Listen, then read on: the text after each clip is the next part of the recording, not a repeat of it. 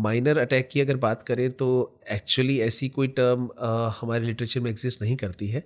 हाँ, इसे समझाने के लिए हम ये कह सकते हैं, अगर कोई ऐसी टर्म का इस्तेमाल करता है तो उसका मतलब ये है कि आपको सिम्टम तो हुए या फिर ईसीजी में कुछ चेंजेस दिखाई दिए, लेकिन उसने आपके हार्ट पर कोई असर नहीं प्रभावित नहीं किया है, आपके हार्ट का फंक्शन कम नहीं किया है, या फिर एंजियोग्राफी में वो ब्लॉकेज माइनर पाई गई।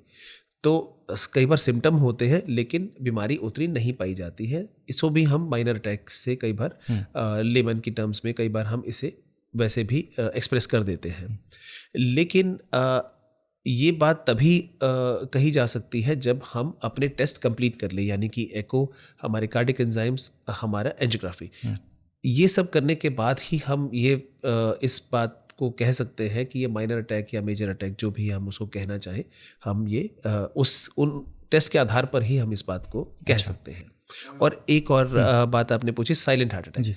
तो साइलेंट हार्ट अटैक में का मतलब ये होता है कि अक्सर हार्ट अटैक में पेशेंट को कुछ सिम्टम्स महसूस होंगे, यानी कि सीने में दबाव होना, घुटन महसूस होना, पसीना आना, और ये जो सिम्टम्स हैं ये धीरे धीरे बढ़ते जाते हैं कुछ 15 से 20 मिनट के अंदर, और वो ऐसे हो जाते हैं कि जहाँ पेशेंट को समझ में आ जाता है कि उन्हें कुछ प्रॉब्लम हो रही है और उन्हें मेडिकल एड की ज़रूरत है। कई बार ये सब सिम्टम्स पेशेंट्स में नहीं पाए जाते, सिर्फ उनमें जो इंसिडेंटल फाइंडिंग मिलती है वो है कि किसी वजह से हमने हार्ट का फंक्शन चेक किया, यानी कि एकोकार्डियोग्राफी करवाई और उसमें हार्ट का फंक्शन कमज़ोर पाया गया। तो अब हमें ये तो पता चला कि हार्ट का फंक्शन कमज़ोर है, पर पेशेंट कोई ऐसी हिस्ट्री नहीं दे रहा है जहां उसे कोई हार्ट अटैक जैसे कोई सिम्टम्स हुए हों। इसे हम अक्सर मतलब साइलेंट हार्ट डिजीज वही जिसमें सिम्टम्स ना है। यस, जिसमें हम एक चेस्ट पेन की जो हिस्ट्री है, जो हार्ट अटैक के पेशेंट की हिस्ट्री है, वो अक्सर वहाँ हमें नहीं देखने को मिलती है, लेकिन फिर भी हार्ट का फंक्शन कम होता है। इसे हम साइलेंट हार्ट अटैक कहते हैं। अच्छा, बहुत अभी जो पोस्ट इंटरनेट एरा और जो डेस्क जॉब बढ़ी है कोविड के बाद, कॉर्पोरेट कल्चर जो बढ़ा है इंडिया में अचानक से बीते 10 साल में, 15 सालों में, लोगों की फिजिकल मूवमेंट बहुत कम हुई। हमारे ऑफिस में भी लोग 8-9 घंटा बैठ करके काम करते हैं, 10 घंटे भी। और आजकल स्मार्ट वॉच भी आ गई हैं, लोग उस पर जो है अपने हार्ट बीट्स और स्टेप्स चेक करते रहते हैं, और वो कुछ ईसीजी जैसा जो है वो उसमें रिदम बेस दिखाई देती हैं। ये लाइफस्टाइल कितनी खतरनाक है हार्ट के लिए? देखिए, अच्छी बात है कि यंगस्टर्स आजकल ज़्यादा मोटिवेटेड हैं, हेल्दी रहना चाहते हैं, ज़्यादा अवेयर हैं, जागरूक हैं, लेकिन कई बार ये हमें फॉल्स एश्योरेंस भी देता है।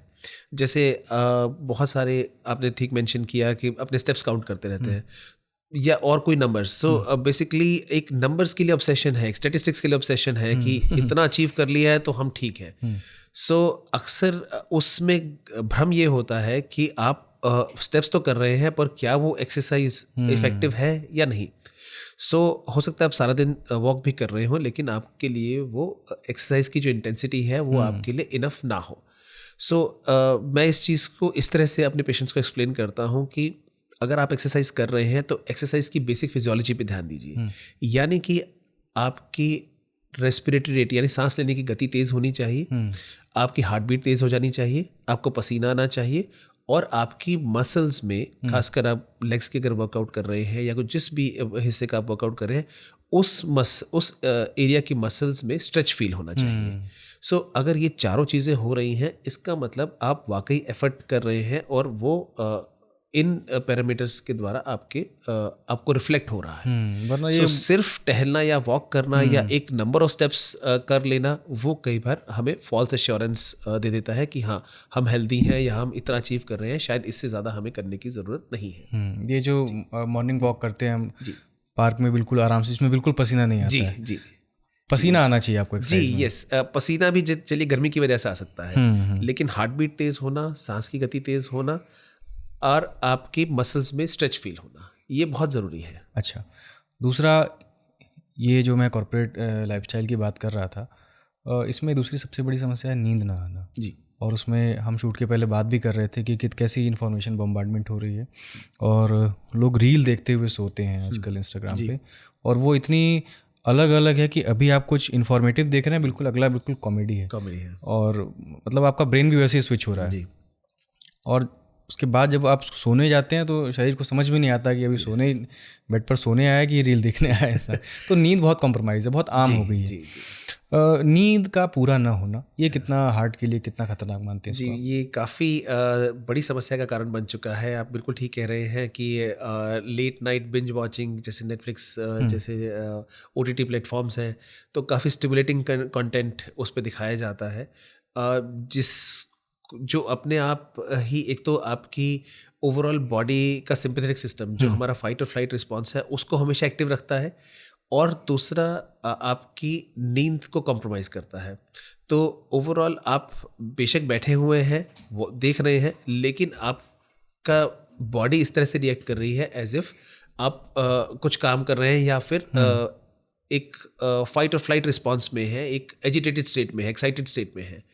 तो उस केस में आपको एडिक्वेट रेस्ट ना तो जब आप टीवी देख रहे हैं तब मिल रहा है, और ना जब आप सो रहे हैं तब मिल रहा है, बिकॉज आपके रेस्टिंग आवर्स भी कंप्लीट नहीं हो रहे हैं।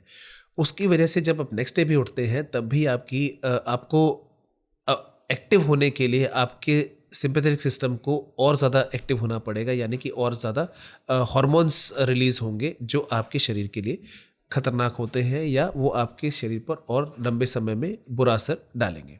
कुछ लोग कहते हैं मुझे पैल्पिटेशन भी फील होता है अगर मैं ढंग से सोया नहीं हो रहा जी। तो जी, सो ये बेसिकली सारा सिंपैथेटिक सिस्टम हमारे बेसिकली दो सिस्टम्स होते हैं बॉडी में, एक पैरासिम्पैथेटिक और एक सिंपैथेटिक।